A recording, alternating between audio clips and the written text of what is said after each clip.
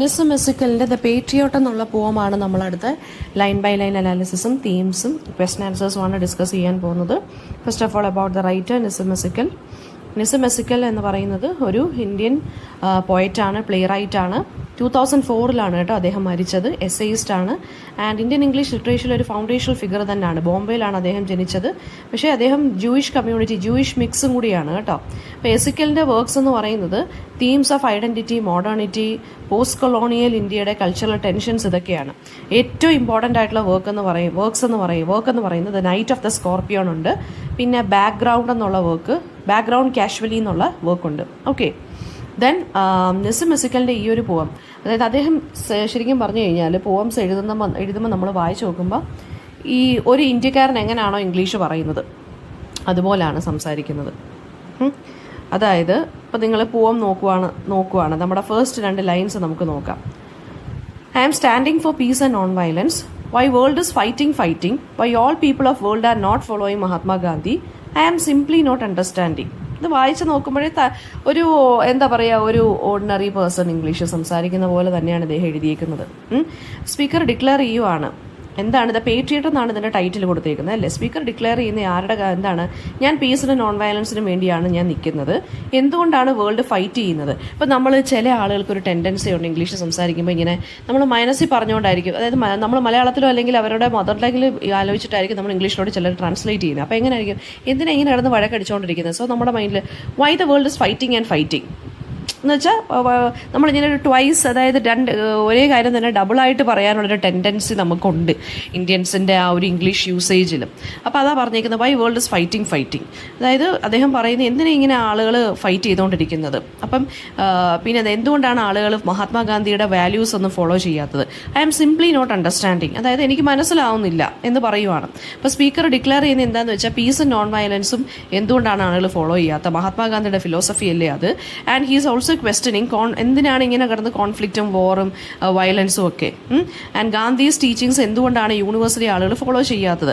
അതായത് സ്പീക്കറിൻ്റെ ആ ഒരു വേൾഡ് വ്യൂ, അയാളുടെ ഒരു അഡ്മിറേഷൻ ഫോർ ഗാന്ധിയൻ പ്രിൻസിപ്പിൾസും അയാളുടെ ഒരു ഐഡിയലിസ്റ്റിക് ആയിട്ടുള്ള ഒരു വേൾഡ് വ്യൂ ആണ് നമുക്ക് ഇതിനകത്ത് കാണാൻ സാധിക്കുന്നത്. Then ancient Indian wisdom is 100% correct, I should say even 200% correct, but modern generation is neglecting to much going for fashion and foreign thing. ഇപ്പോൾ സ്പീക്കർ പറയുന്നതെന്ന് വെച്ചാൽ ഇന്ത്യൻ കൾച്ചറിൻ്റെ ആ ഒരു വിസ്ഡത്തിനെ കുറിച്ച് പറയുവാണ്. And he's also criticising the younger generation, അതായത് ഈ values എല്ലാം അബാൻഡൻ ചെയ്ത് വെസ്റ്റേൺ വാല്യൂസ് അല്ലെങ്കിൽ വെസ്റ്റേൺ ഇൻഫ്ലുവൻസിലാണ് നമ്മളെ യങ്ങർ ജനറേഷൻ എന്നാണ് ഇദ്ദേഹം പറയുന്നത്.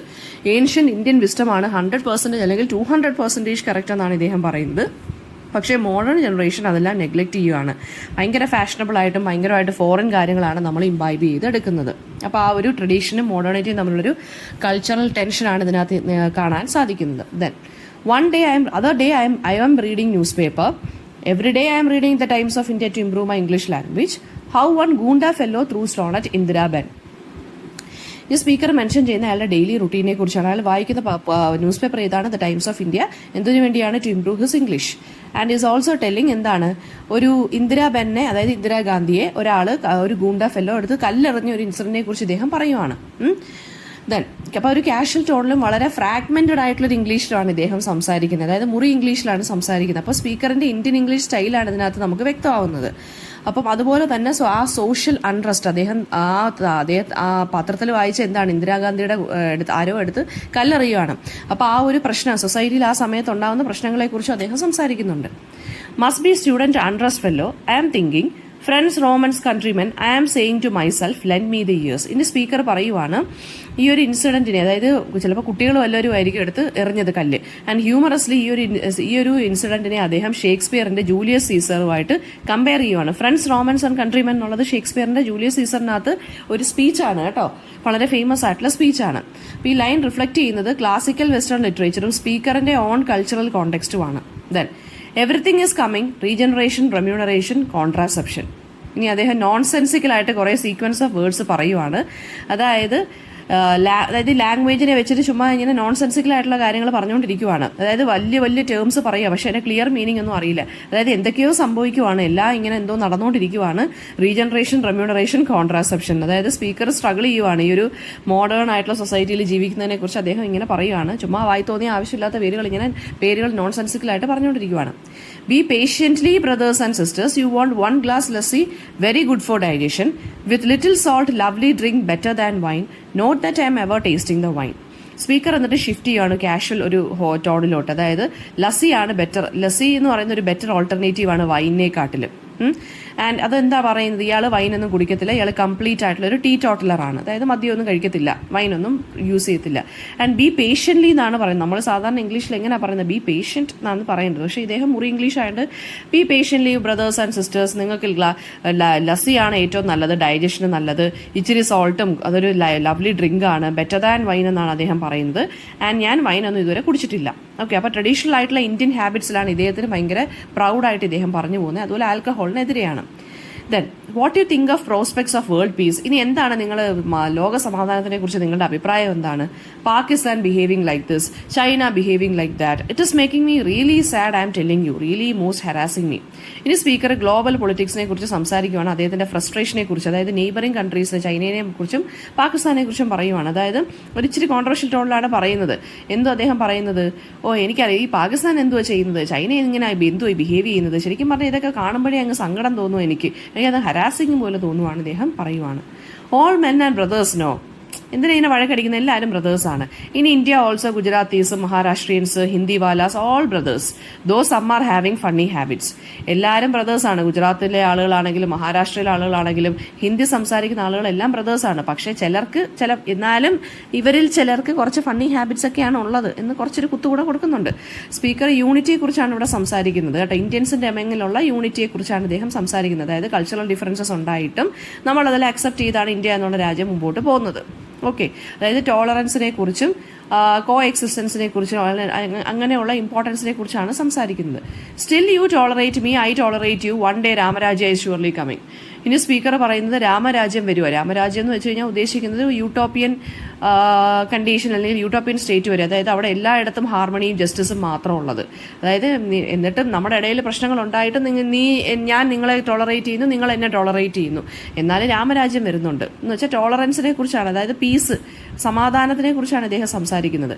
U are going but you will visit again any time any day, I am not believing in ceremony, always I am enjoying your company. ഇനി closing lines കുറച്ച് conversational ആയിട്ടുള്ള രീതിയിലാണ് എഴുതിയിരിക്കുന്നത്. അതായത് ഇന്ത്യൻ കൾച്ചറൽ വാല്യൂസിനെ കുറിച്ചാണ് പറയുന്നത്. നമ്മൾ വളരെ ഓപ്പൺ ആണെന്നും നമ്മൾ വളരെ വാം മൈൻഡഡ് ആയിട്ടുള്ള ആളുകളാണെന്നും ഒക്കെയാണ് പറയുന്നത്. ഭയങ്കര വെൽക്കമിംഗ് ആയിട്ടുള്ള ആളുകളാണ് ഇന്ത്യക്കാരെന്നാണ് പറയുന്നത്. ഇനിയും തിരിച്ചു വരണം എന്നും ഞാൻ നിങ്ങളുടെ കമ്പനി എൻജോയ് ചെയ്തെന്നും വളരെ ഇൻഫോർമൽ ആയിട്ടുള്ള രീതിയിൽ ഫെയർവെൽ പറയുവാണ്. ഓക്കെ, ഇതിനകത്ത് വരുന്ന തീംസ് എന്തൊക്കെയാണ്? പീസ്, നോൺ വയലൻസ് പറയുന്നുണ്ട്. അതായത് മഹാത്മാഗാന്ധിയുടെ ഐഡിയാസിന്റെ കാര്യം പറയുന്നുണ്ട്. ട്രഡീഷണൽ മോഡേണും തമ്മിലുള്ള പ്രശ്നങ്ങൾ, ഈ ലസ്സി കുടിക്കുന്ന കാര്യം, അതുപോലെ തന്നെ നമ്മുടെ ഇന്ത്യൻ ഹെറിറ്റേജിൽ ഇയാൾ വളരെ പ്രൗഡാണെന്നുള്ള കാര്യം പറയുന്നുണ്ട്. യൂണിറ്റി എമംഗ് ഡൈവേഴ്സിറ്റി, അതായത് നമ്മുടെ ഇന്ത്യയിലെ ആ ഒരു മൾട്ടി കൾച്ചറലിസവും ആ ഒരു ഡൈവേഴ്സ് ആയിട്ടുള്ള ഇത്രയും വളരെ ഡൈവേഴ്സ് ആയിട്ടുള്ള കൺട്രിയിൽ നമ്മൾ വളരെ യൂണിറ്റിയോടുകൂടിയാണ് പോകുന്നതെന്നുള്ളതും പറയുന്നുണ്ട്. പിന്നെ അതുപോലെ തന്നെ വളരെ കോംപ്ലക്സ് ആയിട്ടുള്ള ഇഷ്യൂസ്, നെയ്ബറിംഗ് കൺട്രീസിനെ കുറിച്ചും ഗ്ലോബൽ പൊളിറ്റിക്സിനെ കുറിച്ചൊക്കെ അദ്ദേഹം വളരെ സിമ്പിൾ ആയിട്ട് ഹ്യൂമറസ് ആയിട്ടുള്ള രീതിയിലാണ് അദ്ദേഹം പറഞ്ഞു പോയേക്കുന്നത്, അല്ലേ നമ്മുടെ റൈറ്റർ. അപ്പോൾ റൈറ്റിംഗ് സ്റ്റൈൽ എന്താണെന്ന് ചോദിച്ചാൽ ഇന്ത്യൻ ഇംഗ്ലീഷാണ് ഇത്. ഇന്ത്യൻ ഇംഗ്ലീഷ് സ്റ്റൈലാണ് ഈ ഒരു അദ്ദേഹം എഴുതിയിരിക്കുന്നത്. വളരെ ഹ്യൂമറസ് ആയിട്ടുള്ള രീതിയിൽ ഇന്ത്യൻ ഇംഗ്ലീഷിനെ വളരെയധികം എക്സാജറേറ്റ് ചെയ്ത് ഇൻകറക്റ്റ് ഗ്രാമറൊക്കെ യൂസ് ചെയ്ത് തനി ലിറ്ററൽ ട്രാൻസ്ലേഷൻസ് വഴിയാണ് എഴുതിയിരിക്കുന്നത്. അതായത് അദ്ദേഹം ഹിന്ദിയിൽ ആലോചിച്ച് തനി അതിന്റെ ട്രാൻസ്ലേഷനാണ് ഇംഗ്ലീഷിൽ പറഞ്ഞു പോയേക്കുന്നത്.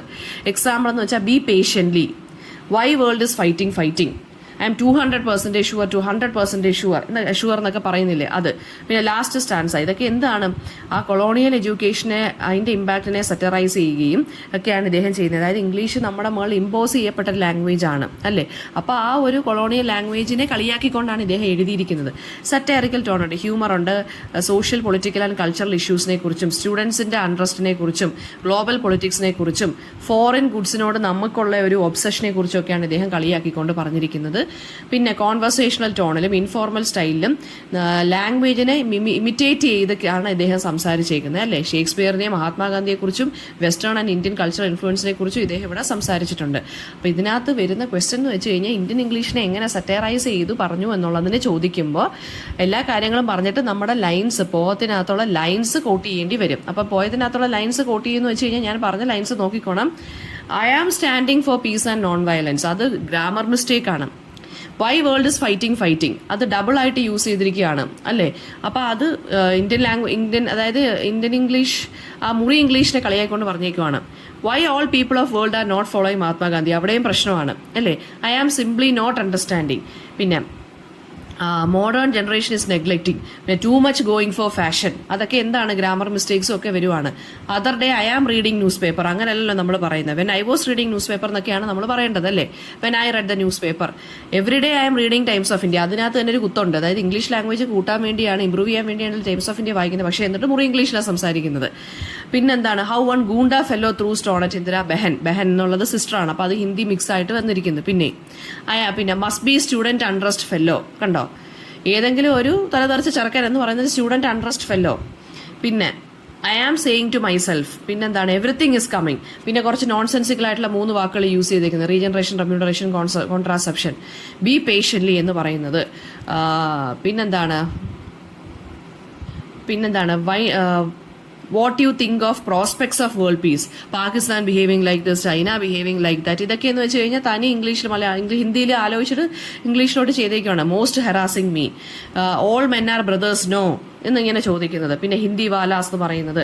പിന്നെന്താണ്, I tolerate you, you tolerate me. പിന്നെന്താണ്, you are going but you will visit again any time any day, I am not believing in ceremony, always I am enjoying your company. ഇതൊക്കെ എന്താണ്, ഇയാൾ മുറി ഇംഗ്ലീഷിൽ ഇങ്ങനെ പറഞ്ഞുകൊണ്ടിരിക്കുന്നതാണ് കേട്ടോ. ക്വസ്റ്റ്യൻസ് വരുന്ന theme എന്താണെന്ന് ചോദിക്കും. തീം എന്താണെന്ന് വെച്ച് കഴിഞ്ഞാൽ ഇന്ത്യൻ ഇംഗ്ലീഷിനെ കളിയാക്കിക്കൊണ്ട് എഴുതിയിരിക്കുന്നു. പിന്നെന്താണ്, global peace and harmony, Gandhian പ്രിൻസിപ്പിൾസിനെ കുറിച്ച് പറഞ്ഞിരിക്കുന്നു. മോഡേൺ ആൻഡ് ട്രഡീഷണൽ വാല്യൂസിന്റെ ആ ഒരു നെഗ്ലക്റ്റിനെ കുറിച്ച് പറഞ്ഞിരിക്കുന്നു. പിന്നെ എങ്ങനെയാണ് മോഡേൺ സൊസൈറ്റിയെ കളിയാക്കുന്നത്, അതായത് നമ്മൾ എപ്പോഴും വെസ്റ്റേൺ ആണ് ഇമ്പോർട്ടൻസ് കൊടുക്കുന്നത്, വെസ്റ്റേൺ വാല്യൂസും വെസ്റ്റേൺ ഗുഡ്സിനുമാണ് ഇമ്പോർട്ടൻസ് കൊടുക്കുന്നത്. ഇന്ത്യൻ ഇംഗ്ലീഷിന്റെ സിഗ്നിഫിക്കൻസ് എന്താണെന്ന് വെച്ചാൽ ഹ്യൂമറസ് ആയിട്ടുള്ള രീതിയിൽ ഇദ്ദേഹം സംസാരിച്ചു പോവാണ്. പിന്നെ മഹാത്മാഗാന്ധി, രാമരാജ്യ, അതൊക്കെ ഇമ്പോർട്ടൻ്റ് ആണ്. ലസ്സിയെക്കുറിച്ച് എന്താണ് പറയുന്നത് എന്നുള്ളതും ഇമ്പോർട്ടൻ്റ് ആണ്.